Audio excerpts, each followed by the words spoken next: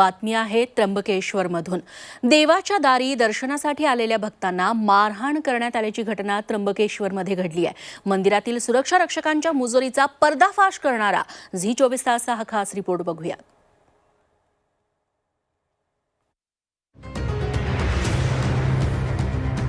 देवाची ये द्वारी भक्तांशी मुजोरी।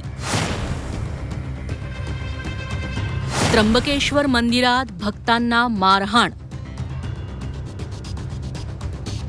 झी 24 तासच्या बातमीनंतर चौकशीचे आदेश।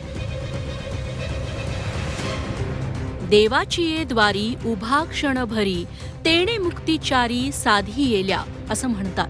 मात्र याच देवाची ये द्वारी त्र्यंबकेश्वर मंदिरात भक्तांसोबत मुजोरी सुरू आहे। त्र्यंबकेश्वर मंदिराच्या गाभाऱ्यात भगवान शंकराच्या पिंडीचं दर्शन घेताना सूर्यवंशी कुटुंबाला असाच धक्कादायक अनुभव आला। तिथल्या सुरक्षा रक्षकांनी मुजोरपणा करून आपल्या वयोवृद्ध आई वडिलांना ढकलून दिलं, त्यामुळे आई पायऱ्यांवरून खाली कोसळून जखमी झाली। याबाबत आक्षेप घेतल्यानंतर आपल्यालाही सुरक्षा रक्षकांनी मारहाण केली असा आरोप महेंद्र सूर्यवंशी नावाच्या वकिलानं केलाय। एवढंच नाही तर या प्रकाराची तक्रार करण्यासाठी ते गेले तेव्हा पोलिसांनी त्यांना 3 तास बसवून ठेवलं। मंदिरातील सीसीटीव्ही फुटेजही उपलब्ध करून दिलं नाही। अखेर आमदारांना फोन केल्यानंतर 7 तासांनी केवळ अदखलपात्र गुन्हा नोंदवून घेण्यात आला असा आरोप सूर्यवंशींनी केलाय। समजलंच नाही मारायला सुरुवात का केली। मी तर हात उचललाच नाही। ठाणे अंमलदारांकडे गेल्यानंतर सुद्धा मी म्हटलं ज्यांनी मारलं त्या गार्ड्सला बोलवा।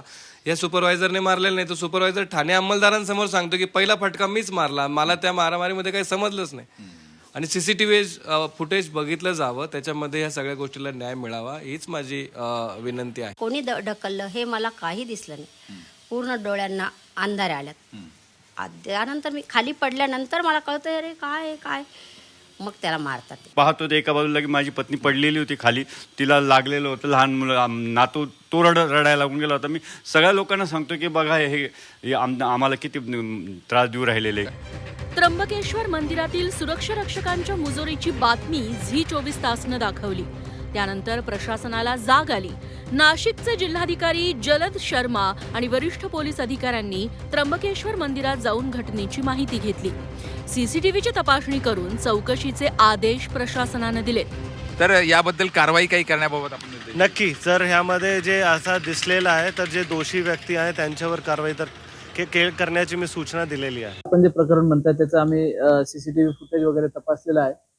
त्यामध्ये आपण ज्या म्हणतात तक्रारी, त्या स्वरूपाच्या तक्रारी बऱ्याच वेळा समोर आलेल्या आहेत। तर अद्याप सुरक्षा रक्षकांवर आम्ही कारवाई केलेली नाही, पण जर कोणी तक्रार दिली तर आम्ही त्यानुसार कारवाई।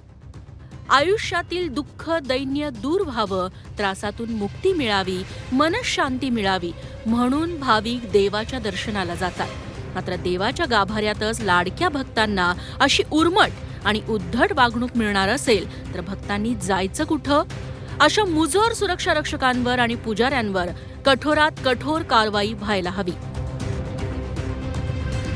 महाशिवरात्रीमध्ये मोठं आव्हान असणार आहे भाविकांना नीटपणे दर्शन उपलब्ध करून देण्याचं। त्यामुळे विश्वस्त संस्थान, प्रशासन आणि त्याचबरोबर राज्य राखीव दलाचे पोलीस या सर्वांच्या समन्वयातून सुखरूपपणे दर्शन कसं पार पडेल यासाठीचं नियोजन आता या ठिकाणी केलं जात आहे। व्हिडिओ जर्नलिस्ट बबनसह योगेश खरे, झी मीडिया, त्र्यंबकेश्वर।